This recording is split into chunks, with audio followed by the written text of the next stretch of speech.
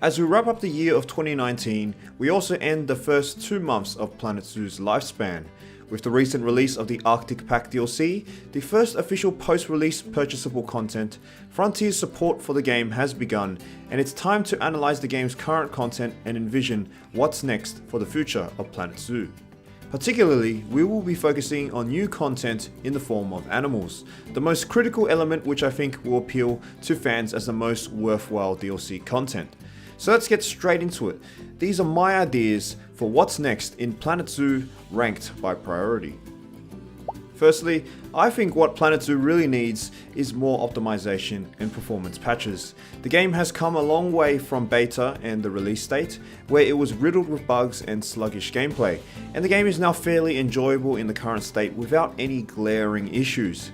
However, performance is still a hot topic, since it's very difficult for players, especially on weaker machines, to focus on building high detail or large zoos due to the demanding frame rate hit. Frontier has done a commendable effort on this front so far, and I hope it continues. My eventual hope is for the game to run as good or as close to the current running performance of Jurassic World Evolution, which is noted for its stability and smoothness. Although both games are vastly different from a technical standpoint, if Planet Coaster's impending console release suggests anything, it's that an eventual Planet Zoo port will also come to consoles, and thus running performances by and large need a general improvement. Now for what I assume will be everyone's most anticipated section, more animal DLC packs. There are currently 80 animals total in the game's roster, 57 habitat animals and 23 exhibit animals. Analyzing this list, we can deduce which animal groups or continents which are sorely lacking and prioritize suggestions accordingly. With the recent release of the Arctic Pack, we can assume future DLC packs will follow a roughly similar structure, in that I assume 4, maybe 5 animals per pack, combined with scenarios and a theme set with scenery items. My decisions will be based on, first and foremost, what is currently lacking in the game, such as pivotal iconic zoo animals or a niche that has yet to be explored by the roster. So firstly, Australia. A continent known for its diverse and unique mammals found nowhere else on Earth, but besides reptiles, has been completely excluded from the release roster. It's almost certain, with the current void of representation from this continent, we will see an Australian pack very soon. In terms of animal choices, it's no doubt the kangaroo which will lead the roster as the flagship specimen. Australia's most iconic animal can either be represented by the largest specimen, the red kangaroo, or the most common specimen, the eastern grey kangaroo. I think emus are the next likely. There is currently a decent amount of terrestrial birds in the game. We have the ostrich for Africa, the Indian peafowl in South Asia, and the greater flamingo across the old world. So an Australian terrestrial bird is quite likely, the most famous being the emu. If Frontier wants to spice it up and add more of a tropical, lesser known but perhaps more vibrant specimen, the southern cassowary is a strong alternative. Koalas round out the list as another herbivorous mammal, and I actually believe this animal is pretty easy to implement given its animations and behavior would somewhat mimic the current red panda, capable of ground movement but preferring large climbing areas. An alternative would be the wombat, much more grounded due to its burrowing behavior, but both animals are similarly sized, furry, bear-like marsupials.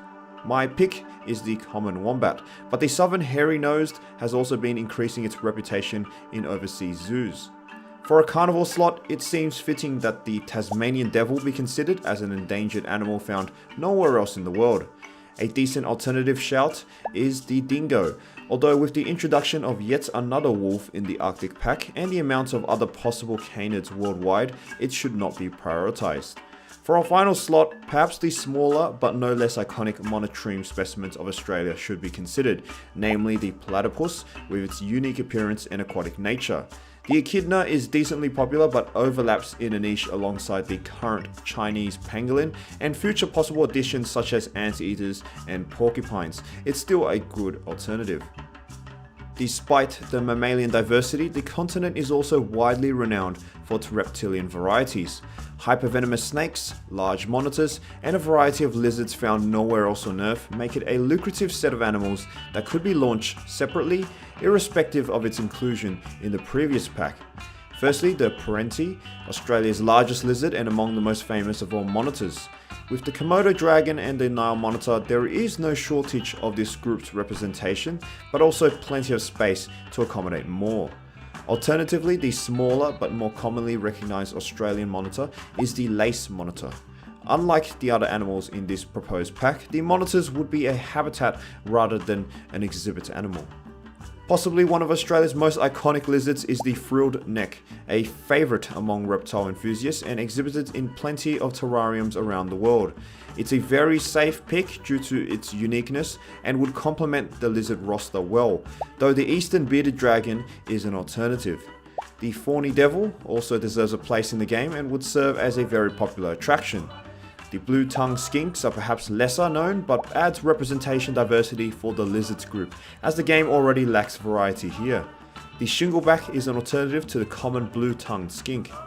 In terms of snakes, Australia is already well represented with the common deaf adder and the eastern brown snake in the game, though it would be great to see the inland taipan, the world's most venomous snake, or the red-bellied black snake. The other continent mostly forgotten from the Planet Zoo game has been South America. Currently, only reptiles and the single mammalian Baird's tapir represent the continent, a fairly lackluster roster so far that is surely to be bolstered by the additions of more DLC. How many in fact? Well, I believe that South America is a very rich continent with huge untapped potential, and in fact propose 3 separate DLCs encompassing keystone ecological regions around the continent. The first of which has to be the Amazonian pack, beginning with one of the most disappointing personal exclusions from the roster, the jaguar. A crucial cornerstone of the Amazonian jungle, this big cat not only represents the region as a flagship species, but decorative elements related to it already appear in the game. The second candidate is the capybara, the largest rodent in the world and a common sighting near the waterways in the Amazon. Due to its semi-aquatic niche, it can also be alternated with the giant otter, which is currently endangered and may be a more suitable selection for a conservational focus. For reptilian candidates, no snake is more iconic from the Amazon than the infamous green anaconda. Its large size would undoubtedly be more suited as an aquatic habitat animal. Alternatively, the emerald tree boa represents a compelling exhibit snake candidate from the Amazon. Notable crocodilians such as the black caiman also inhabit Amazonian waterways.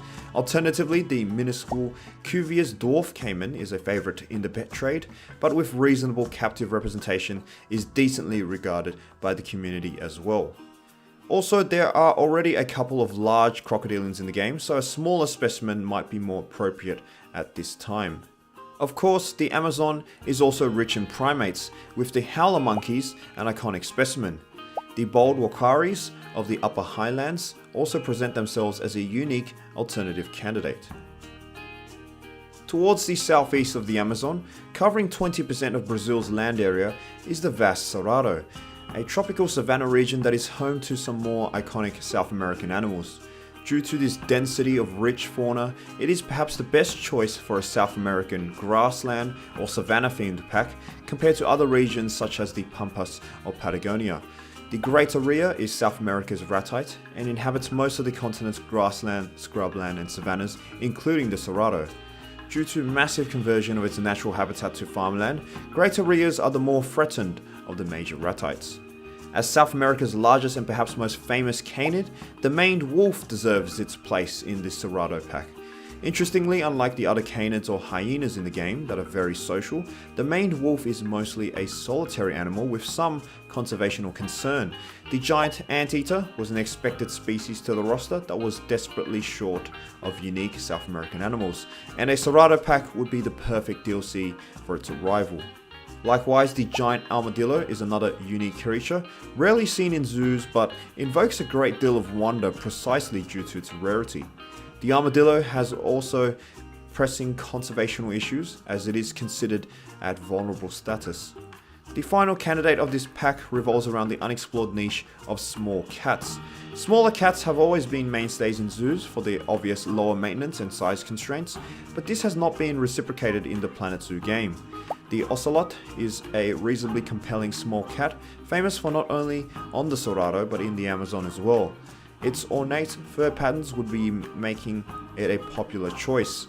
The less conspicuous jaguarundi is chosen as the alternative. It has decent captive representation but lacks the aesthetic flair of the other cats.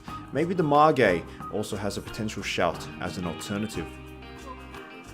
The final South American proposed pack is the Andean pack. The longest continental mountain range forms a huge barrier from the north to the southern tip of the continent, developing a range of habitats including alpine grasslands, dry open steppes, and rich fertile cloud forests, of which the Baird's Taper home range is situated. The spectacled bear, or the Andean bear, is the chosen flagship species. There are already plenty of bears in the game, admittedly, but the spectacled brings a fairly unique aesthetic touch with its facial markings and short face. The cougar, also known as the puma or mountain lion, is by far the most notable and successful cat of the entire Americas. With huge public knowledge of the animal, it was an expected species, but as a crucial predator of the Andean alpine regions, this pack serves as the perfect stage for its introduction into the game. The guanaco and its alternative, the vicuña, are the wild ancestors to the domesticated llama and alpaca, and some of the most evocative examples of a true Andean animal. Both animals are already common in captivity in other zoo games and would be readily accepted. Players of this game have been requesting more rodents, and the chinchillas are one of the most widely showcased around the world, partly due to their prevalence in the pet trade. The wild short-tailed chinchilla is in fact endangered, inhabiting the cool Andean highlands of Peru, Bolivia, Chile, and Argentina. The final slot for this pack is much more of a redundant slot considering there is already intense overlap here, but the Colpio or Andean fox could be considered, especially since there are no foxes in the game as of yet. The Andean mountain cat is an alternative, another small wild cat from a continent that is already full of them, and thus a much weaker standing in overall appeal. We have now covered the two continents in desperate need for representation, and it is quite obvious they will be covered in the near future. The question of what's next for Planet Zoo now kind of branches off into many possible directions. This first pack is inspired by the Zoo Tycoon 2 Endangered Species expansion that brought to attention many vulnerable and threatened species into public familiarity. Through Planet Zoo's own conservational awareness, I feel a critically endangered pack that covers some of the more notable near extinction or already extinct in the wild animals would be a popular inclusion for nature lovers. The noteworthy plight of the African rhinos deserves mention, especially since they have been left out of the release roster. The black rhinoceros is one of the most critically endangered mammals on Earth, with several of its various subspecies recently declared extinct. An alternative to the flagship rhino of this pack idea is the northern white rhinoceros subspecies, which has been declared functionally extinct, with only 2 remaining females left in the world. Eider rhinos are lucrative candidates for these reasons and really hone in on what this pack is truly about.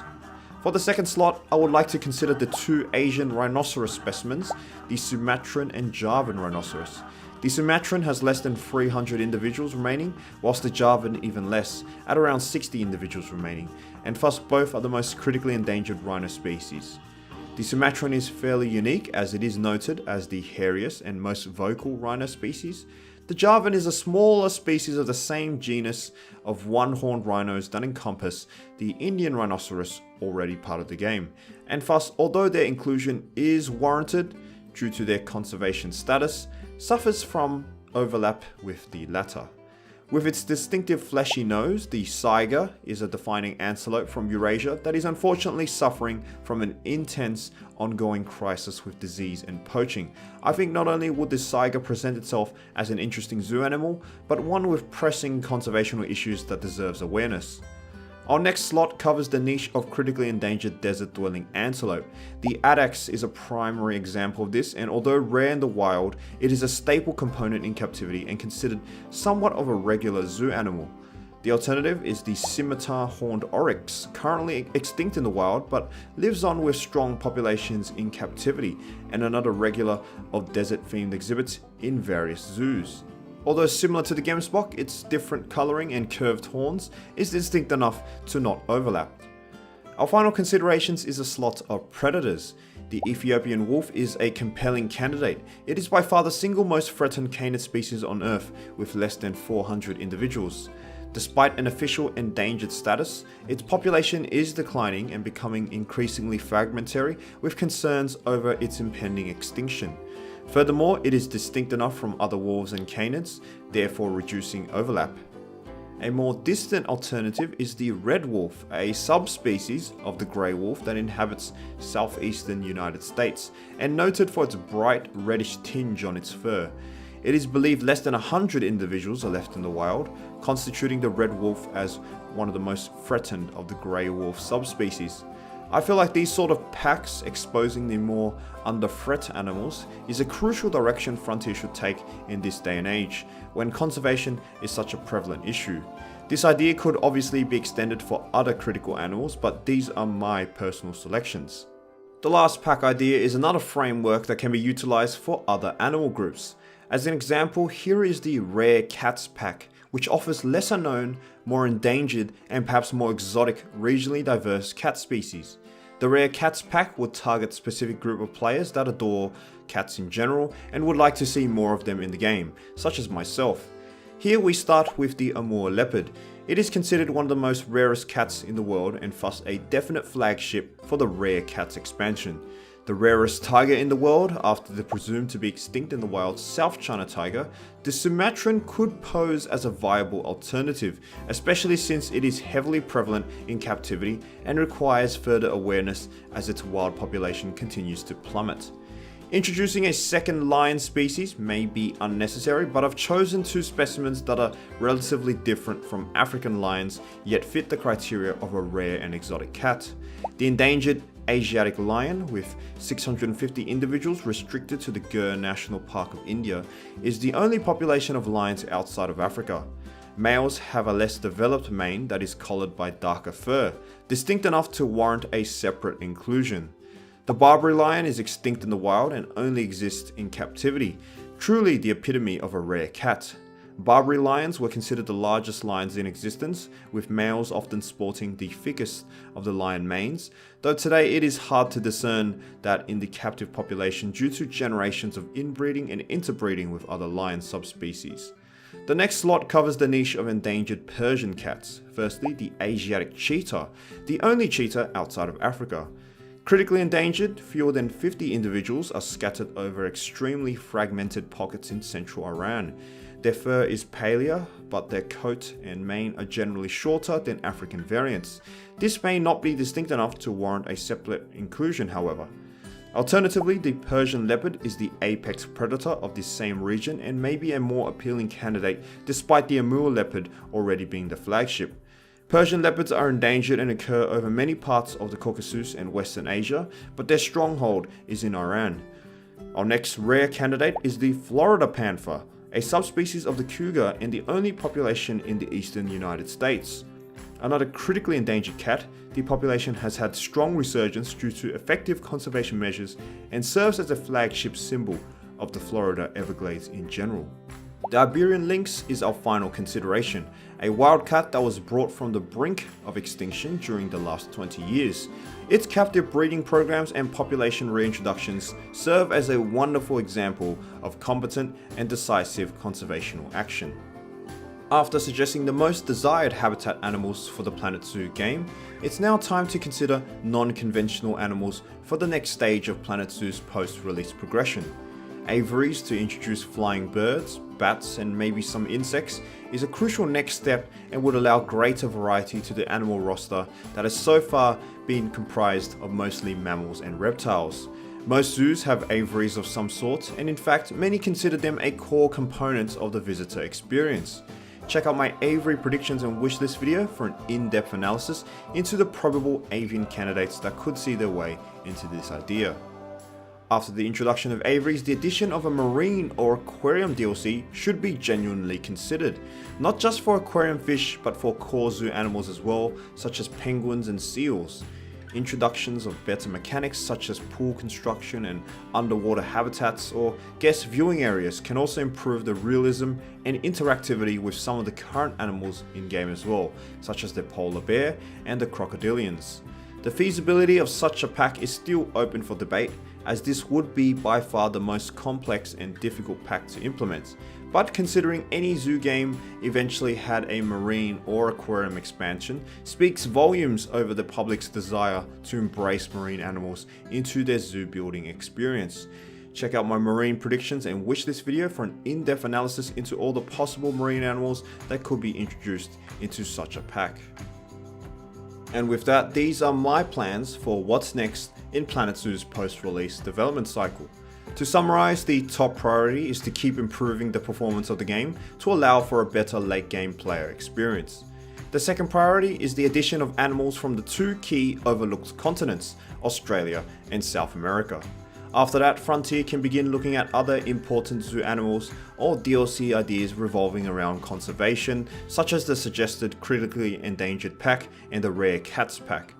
The first 2 months of Planet Zoo is over, but a new decade beckons, and with that, new hopes arise for this wonderful game with immense potential. 2019 has been an amazing year of growth for this channel, and I'd like to thank everyone for watching the videos, subscribing, supporting and interacting with the channel. The hope is to deliver more great content for not only the Planet Zoo game but other titles in the next year with the same vigor and analytical detail that has so far defined our content. So I wish everyone a happy new year and see you guys in 2020.